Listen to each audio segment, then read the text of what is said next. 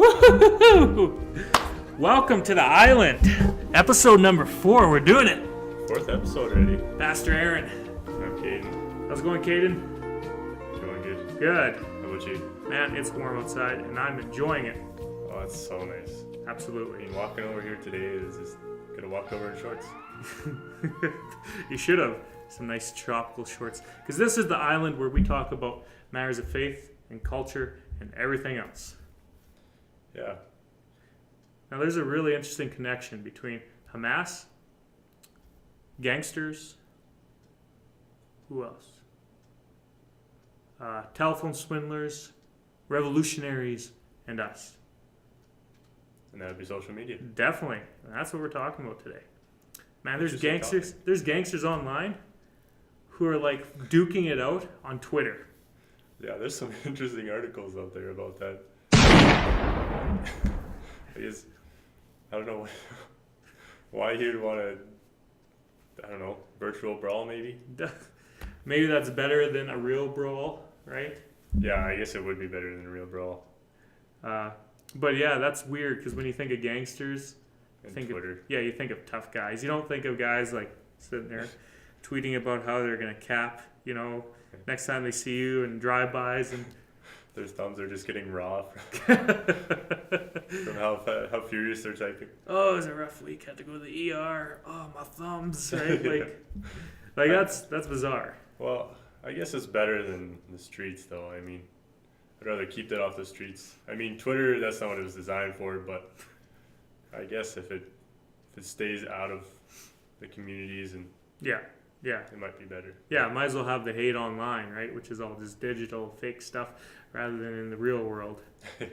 What about the Hamas? Man, that's a really strange story too. Twitter had deleted Hamas account, I think it was a few months ago, because Hamas was saying things about the Israeli armed forces, and just that is weird. Because when I think of like Alexander the Great or any other generals or armed forces, all that, I don't think of social media. I don't think of Twitter. I don't think of people duking out there. Well, he's lucky he didn't get deleted. Yeah, that's right. Exactly. Hey, I don't know. It's a really strange time. Yeah, there's a lot going on, a lot of change. Yeah, and we've never seen communications being done this way. We've never seen it where a person can both produce and receive, right? Like back in the day when it came to production, especially for television, it was only your major networks. Mm-hmm. Now anyone can produce anything, and we can all receive what we're producing as well. Well, yeah, everyone has a computer or a phone, and anyone can go on YouTube, Twitter, Facebook, and just post what they want or even search what they want. Yeah. Their interests. What's interesting about Facebook is it pertains to you. Yeah. It always asks how are you feeling today, or what are your favorite things to do, and photos of you and stuff like that. Yeah, hey, and that's a really weird thing, because if you want to know those things about somebody, you would have to do it face to face usually. Maybe you had a pen pal back in the day or something like that, but that was snail mail, so that was really slow. Now you can learn about people, their favorite movies, their favorite books, what they like to eat, where they like to go right now, instantly. Yeah, I think it kind of almost destroys some conversation, face-to-face conversation. Yeah, for sure. Yeah. Just because anyone can go on Facebook and just search whoever they want. Yeah. In 20 minutes, they can know the past 5 years. Well, I guess depending on how long you've been on Facebook. That's right. Yeah. Yeah. And it's a real dichotomy too. Hey, Caden, there should be a mystery about people. When we interact with them face to face, you're seeing a part of them. You're seeing just a sliver of who they are. Facebook gives you the impression that people aren't really a mystery anymore, but the impression is false, right? The impression is false. Mm-hmm. Because when you and I go on Facebook, we don't talk about the things that we like that might make us less popular. We generally talk about the things that we love, that we feel would gain people's respect and love and all that kind of stuff. Yeah, I know of people that they'll go on and they'll just friends of friends, they'll friend them, and they'll just have these acquaintances. Yeah.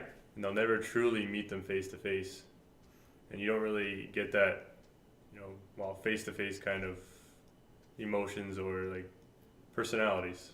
Yeah, yeah. It's almost cheapened the Fake. word, hey? Yeah, like It's fake, kind of like fake. like a friend, right? Mm-hmm. Friends should be there should be a lot more depth than just knowing their favorite things and all that sort of stuff. Like what Facebook can do is drive us away from each other when times get tough, Yeah. right? Or even mislead us in many ways. Like think of people who rant on Facebook, and the poor spelling and grammar and all of that, and you have no idea what they're ranting about. Mm-hmm. Yeah, like you could just think this guy or girl is short-tempered or always angry, but maybe that's the only time they go on Facebook. Yeah. Is when they're mad or upset about something. That's how they vent, Yeah, and it might give you like a false perception of who they really are. yeah, for sure. I used to write a lot of poetry, and one of the reasons was it allowed me to vent emotions. It allowed me to explore emotions and all of that. Now, if you use Facebook for that, you have an audience of let's just say 40, 50, maybe 100 people who actually look at your stuff that you write, right? Mm-hmm. Like we have acquaintances on Facebook and all of that, but not everyone looks at your stuff. Yeah. So if you start venting and using writings to do that, you might be giving a very poor impression of who you actually are. Yeah, especially to your peers. I mean, usually when you friend someone on Facebook, you know them pretty well, or you've known them in the past, or like you've just met them even. I know people who've done that. Yeah, and that can really, you want to put your best foot forward, especially when meeting someone new. Mm-hmm. And social media is great for that. Great for meeting new people. Not very good for privacy though. Yeah, privacy. Well, I mean, it depends. You're at the controls. Yeah, you are. It's up to you what you post. I mean, people might post other things about you, but right away people know it's not true because it didn't come from your account. Yeah. So unless somebody gets your password. But what about and that's the thing, right? What about email and all of that too? There's a recent article out in the Globe and Mail that talks about how the encryption codes within our email accounts, our cell phones, and all of that all have built-in back doors so that federal agencies and other companies or other organizations can actually get into our email accounts. That seems wrong to me. Yeah, it's almost like false security. Like Absolutely. you put this encryption in, so people can't get into your account. But then again, you make it easy enough so more important people, I guess, can get into it. Yeah, more important. How democratic is that? Imagine if Yeah. I came over to your house and I was like, I'm a locksmith. I'm going to fix your locks for you. And you're like, sure, right on. And I'm like, here's the keys to your house. They're the only keys. Take care of these. Mm-hmm. And you're like, okay. And then I go around giving keys to other people who I think are more important than you. Yeah. Now, But they obviously unlock your lock. that's right. Or they could. They have the potential to do that, Yeah. right? And it's not like there's, most people don't have anything to hide when it comes to email and all of that. They don't have anything that will, make them a criminal or anything like that, right? But that's not the point. Mm-hmm. The point is there should be a level of trust. Yeah, I mean, when you sign up for Facebook or YouTube, like, there's usually like I agree to terms and service. Yeah. I mean that almost like no one really reads that, but it almost gives it like a sense of security, like you're kind of backed up. You're like they're behind you in security or privacy. Yeah. They like Facebook even has privacy settings. Yes. Yeah. Like you can prevent people that aren't your friends from seeing your page. But then again, when you hear stories like this, I mean that's kind of it's redundant. Yeah. It's really it's really discouraging to know that organizations like the NSA and other peoples can acquire your private information. How do we know that they're going to use it for good? We don't. I mean, the only way we would is if they would tell us that they're doing it. Like they would say, "Oh, we're doing a study or a poll on, who's doing what, when, where, why," kind of thing. Like they would let the public know, and have like obviously they're not. You'd hear more about it in the news, or Yeah. they'd post it right on Facebook saying like, Yeah, yeah, that's right. Well, you'd hope so, right? But it just sounds like tyrannical, hey? yeah, I mean, To be able to access private information whenever, wherever, it does not sound like it's befitting to our democracy or our constitutional rights and those sorts of things.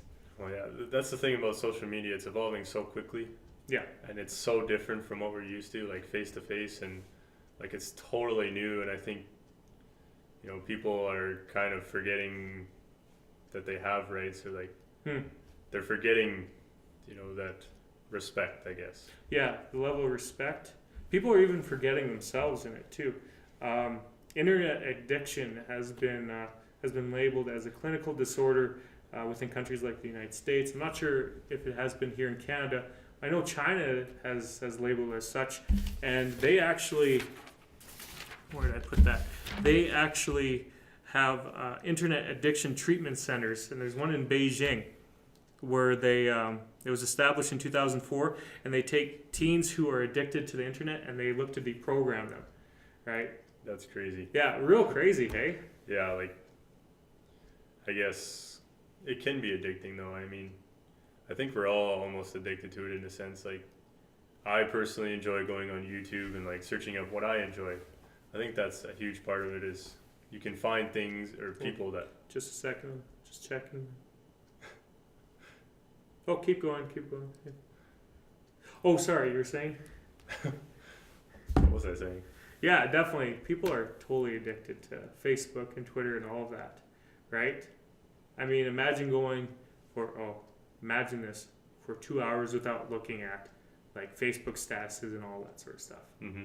Yeah. Well, it's gossip. I mean, a lot of people like gossip. Absolutely. I mean, then again, you also want to know like what everyone's up to.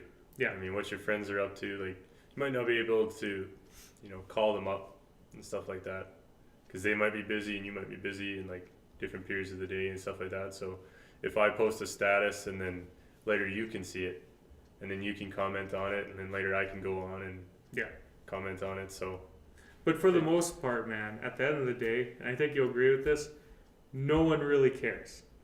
Like when I was a kid, right back in the day when I was a kid, you would you'd phone your buddy up and be like, "Hey, can you play?"